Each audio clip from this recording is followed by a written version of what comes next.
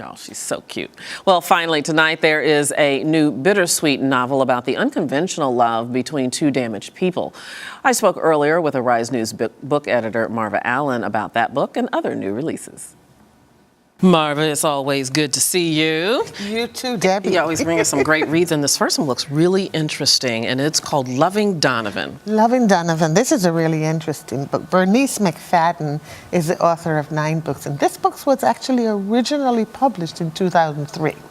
So this is a reissue of a book that has got great life, a great story, and it's about a young woman called Campbell, who is a successful art dealer, and she falls in love with sort of a blue-collar kind of guy who never feels good enough to be with her. So this is a story about both of them being sort of damaged in being brought up and trying to love each other where they are.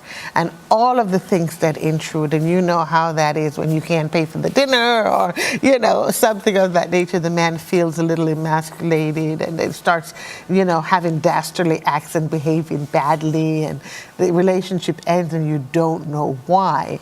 And she had seen her mother was committed suicide after a relationship gone bad, and here she was, you know, in this terrible relationship, well, a loving relationship that went bad, and so we get to see what happens to her. Sounds you very know, that interesting. She followed the mother. Now, is this a reprint from 2003, or did she update it or embellish it at all? It's a reprint. It's a reprint, pretty much, you know, with a few new things added. But you know, it just talks to this woman. She's really a great writer. I think she should get far more credit than she has in the past. And her 9th book, I mean, you know, to have a reprint is a big thing. You know, to think you can do it again. And so it was put out by Penguin in 2003. And now it's a reprint, which is unheard of. So you have to know she's a great, great writer. Absolutely. So, and readers have a second chance with that. They get a second chance. Okay, so let's move on to the next one, The Lost Treasures of R&B. I just like the title. I know, and everybody knows Nelson George, right? Nelson George has been a journalist and had been in the hip-hop world for a very, very long time, written a lot of nonfiction books. And then now he has this 3-series book of a, a security guard company that's sort of gone defunct, and this guy, D, as he's called, is trying to sort of find anything to do to keep his business afloat. So he takes on a job with this very hoodish DJ from the hip-hop world, and all of the mysteries that goes along with that. So this is the underbelly of music, you know. And then to top it all off, he gets a call from some English guy who wants to find the single recording that was done by Otis Redding and Diana Ross of some lost and forgotten R&B single. So this is the story of those two elements coming together to help this guy save his business. Very intriguing, very What kind of read is it, Marva? Very easy. It's a quick read? Extremely easy read. Extremely easy read. If you know nothing about the music industry, I guess Empire now tells us, the right? hot show on right now with Terrence Howard. With Terrence Howard, kind of tells us how sometimes difficult and dangerous that work can be. So if you're interested in behind the scenes of hip-hop, it's a good, if you just like a little mystery and really want to know if Otis Redding and Diana Ross sang together, I don't know. But it's worth the discovery. It's worth the discovery, yes. And if they find it, I'd love to hear it. Okay, all right, very good. And then finally you have, I bet this is a fascinating story because it's a true story. And that's Marissa Meyer, The Fight to Save Yahoo. The Fight to Save Yahoo by Nicholas Carson. As you know, Marissa Meyer was an Uber star at Google. And Yahoo, who was here at the beginning, you know, let's call it the preeminent company of the time, many, many years ago, there was only Yahoo.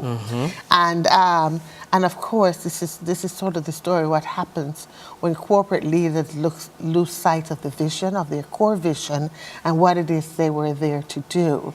And how then do you grow your company when competition like Facebook and Google comes in? I don't know what any of them are selling quite actually, but, but you know, but the point is this, you know, you've got Google Books, you've got Google Hangout, you've got Google this, they've diversified.